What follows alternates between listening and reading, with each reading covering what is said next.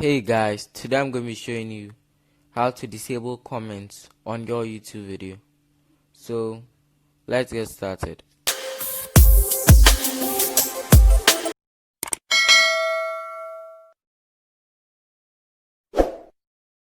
So you first go to the YouTube Studio app. Link for the app is in the description. Then click on the video you want to disable comments on.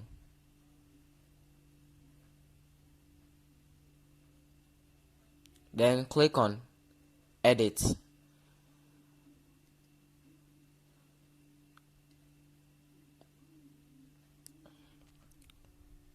Click on Advanced Settings.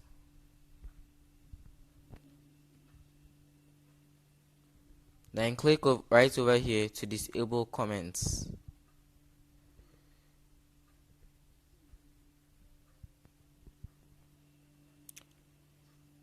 Then click on Save.